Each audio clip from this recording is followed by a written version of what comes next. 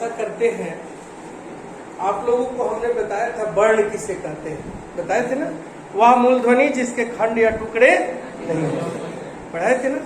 तो संधि की परिभाषा करते हैं तो कहता है कि दो वर्णों के मेल से जो विकार उत्पन्न होता है उसे संधि कहते हैं। आप लोग दो पद बोल रहे थे, दो या दो से अधिक वर्ण, वो गलत है, ठीक है। क्या संधि की परिभाषा हुई? दो वर्णों के मेल से जो विकार उत्पन्न हो उसे हम संधि। जैसे हम कहते हैं राम जोड़ ईश्वर, ध्यान देंगे यहीं पर आप, इस जोड़ से पहले वाले को हम पूर्व पद कहते हैं और जोड़ से बाद वाले को पर पद कहते हैं, ठीक है। तो जोड़ से पहले ये म है, म में हलंत नहीं है तो इसके अंदर क्या छिपा हुआ है, बोलिए अ, और जोड़ के बाद क्या है ई। तो दो वर्ण मिल गया, दो वर्ण मिला ना। तो अ और ई जब मिलता है तो नियम बनता है ए, ठीक है ना। ये नियम पढ़ेंगे हम लोग, ये गुण संधि का नियम है और यही हमारा विकार है। क्लियर हो गया कि दो वर्णों के मेल से जो विकार उत्पन्न हो, तो विकार हमारा क्या आया, बोलो। तो इसको हम क्या कहेंगे, संधि कहेंगे ना, यही ना कहते हैं कि दो वर्णों के मेल से जो विकार उत्पन्न हो उसे हम क्या कहते हैं, क्लियर हो गया। संधि की परिभाषा आप तो नहीं भूलेंगे, भूल जाएंगे नहीं। अब आते हैं, लिखिए, संधि के तीन भेद होते हैं। संधि के तीन भेद होते हैं। पहला स्वर संधि,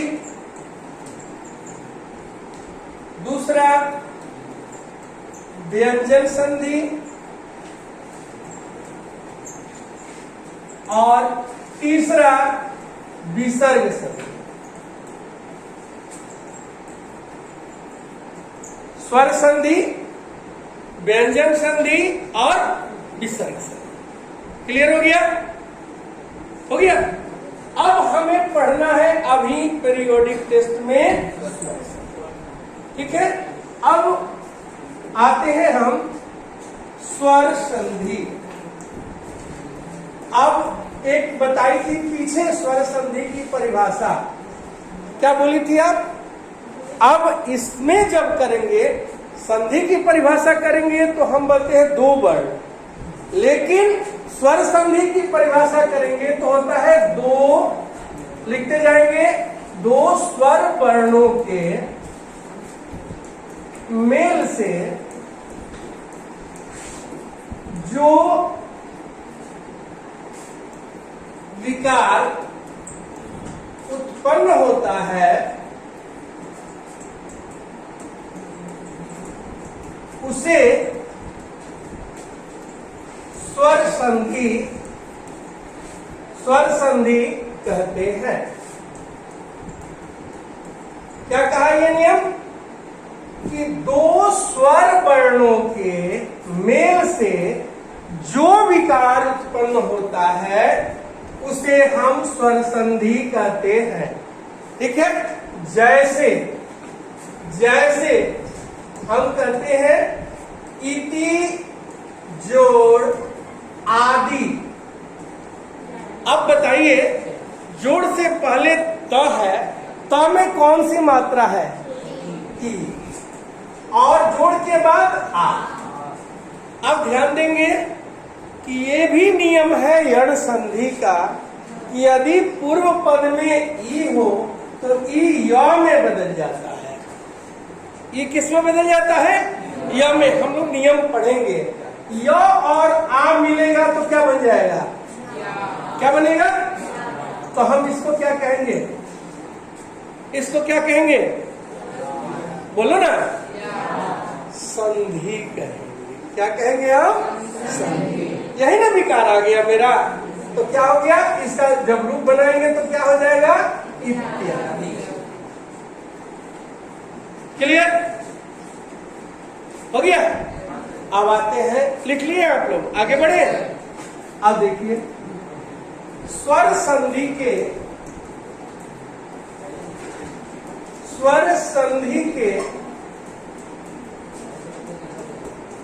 5 भेद होते हैं।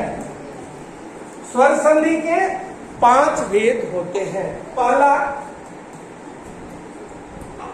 दीर्घ संधि, दूसरा गुण संधि, तीसरा वृद्धि संधि, चौथा यण संधि और पांचवा आयादी संधि। ठीक है, ये 5 संधि हमको अभी पढ़नी है। ठीक है, कौन कौन? दीर्घ संधि, गुण संधि, वृद्धि संधि, यण संधि और आयादी संधि। तो हमें लगता है कि आप लोग 8 क्लास में भी पढ़े होंगे, 9 में भी पढ़े होंगे, पढ़ना ही था, लेकिन फिर भी 8 में पढ़े होंगे, 7 में पढ़े होंगे, 6 में, 5 में पढ़े होंगे, अब 9 में पढ़ रहे हैं। तो अब हम लोग पढ़ेंगे आज दीर्घ संधि। बिल्कुल आसान है, ध्यान देंगे। हम आप लोगों को बताए थे, देख लीजिए। दीर्घ संधि लिखते जाएंगे। दीर्घ संधि ऐसे यूट्यूब भी बना देंगे हम। दीर्घ संधि का सूत्र हो गया अकः सवर्णे दीर्घ। अकः सवर्णे दीर्घ। हम आप लोगों को बताए थे ह्रस्व स्वर और दीर्घ स्वर, याद है क्या? ह्रस्व स्वर और दीर्घ स्वर। तो ह्रस्व स्वरों की संख्या कितनी है? 5 बताए थे ना। ह्रस्व स्वर कतमा संधि, याद है ना। उसके बाद स्वरों की संख्या कितनी बताए थे? 13। कितने बताए थे? तो अब देखिए जितने भी संधि होगा सिर्फ इस 13 वर्णों से होगा। क्लियर है? तो ये कहा अकः सवर्णे दीर्घ, यानी अपने ही वर्ण का दीर्घ हो जाएगा, दूसरा वर्ण कोई नहीं मिलेगा। तो अपने वर्ण का दीर्घ, ये नियम लिख लीजिए कि यदि आ के बाद यदि और आ रहे तो ये आ हो जाएगा, तो अपना ही वर्ण हो गया। क्लियर है? सवर्ण हो गया। दूसरा कहता है ई के बाद ई और ई रहे तो बड़ी ई हो जाएगा। ऊ और ऊ के बाद ऊ और ऊ रहे तो बड़ा ऊ हो जाएगा। और री के बाद री और री रहे तो बड़ी री हो जाएगा। यही सवर्ण हुआ। क्या हुआ? यही सवर्ण। क्लियर हो गया?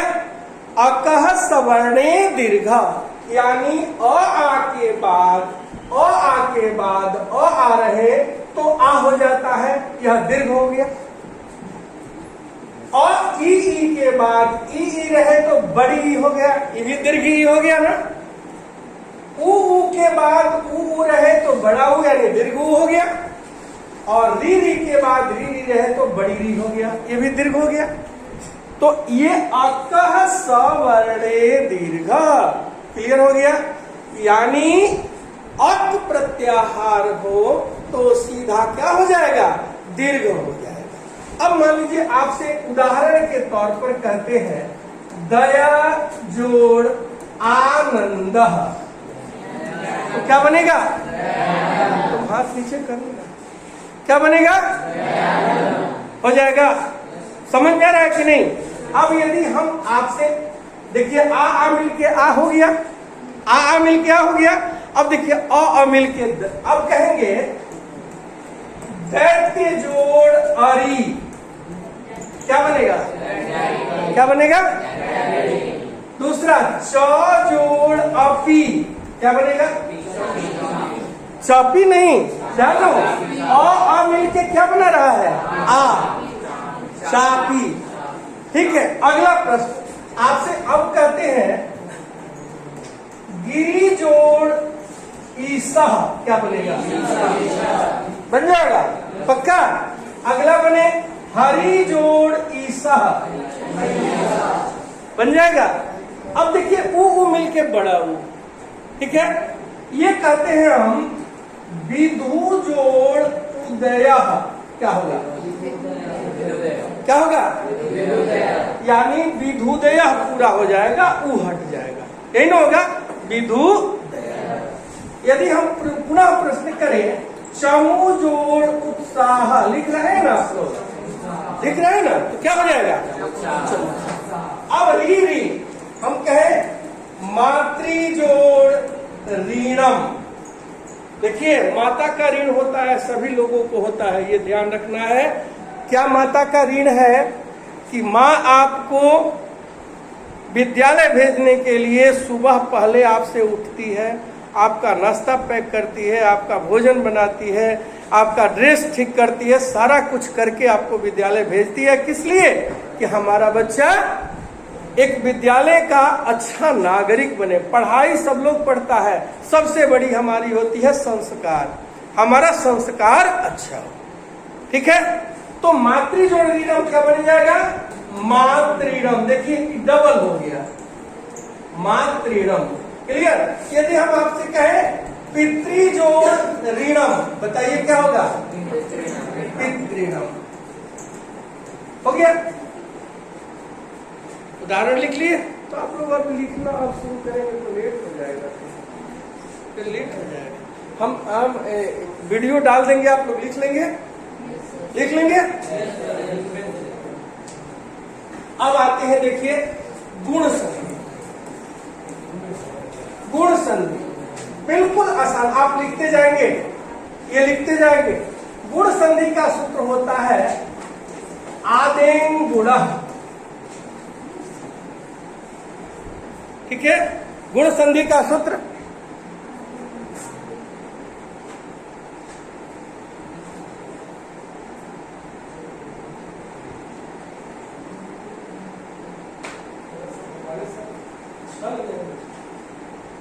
छल वाले बच्चों को रहते पहचान ले,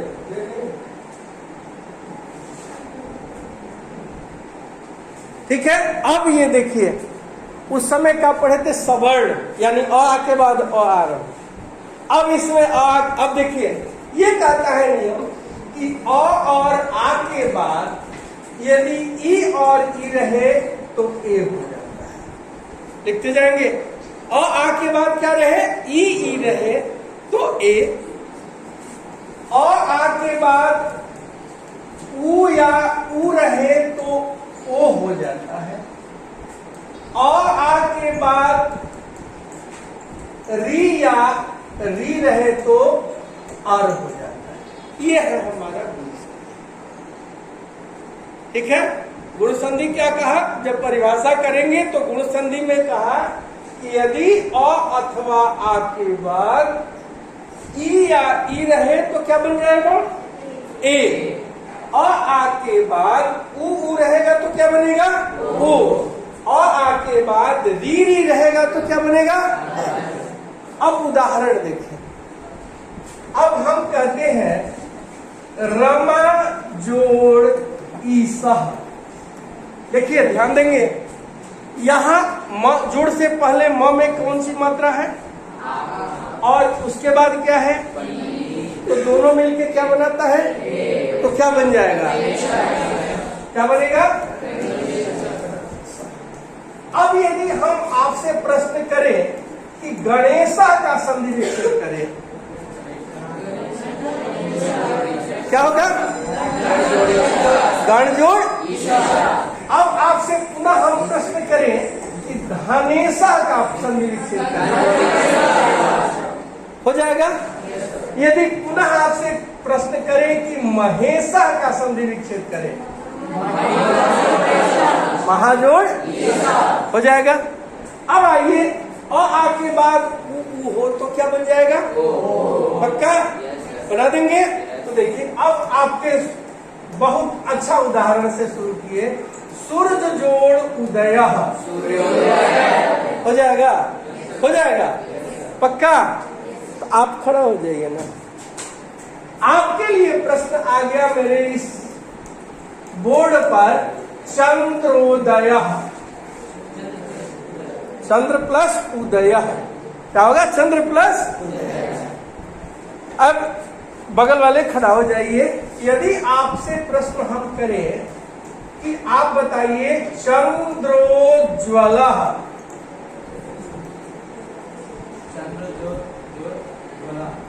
आप गलत हो गए, क्या होगा?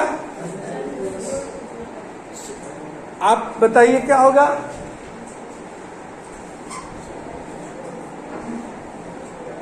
चंद्र जोड़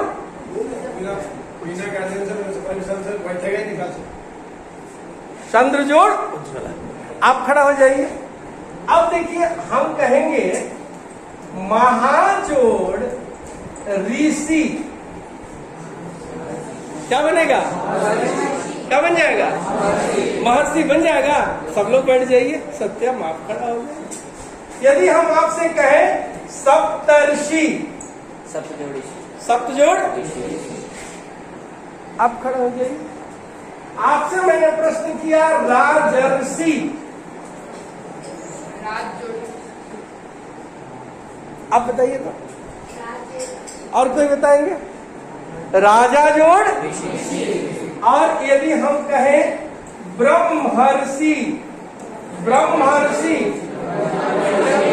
ब्रह्मजोड़, क्लियर हो गया? तो ये दो संधि हमें लगता है कि आप लोगों को याद भी हो गया होगा। हा? तो आगे आप लोग बना लेंगे, पढ़ लेंगे, ठीक है? तो आज की कक्षा हमारी यहीं समाप्त होती है और इसका वीडियो भी आपको हम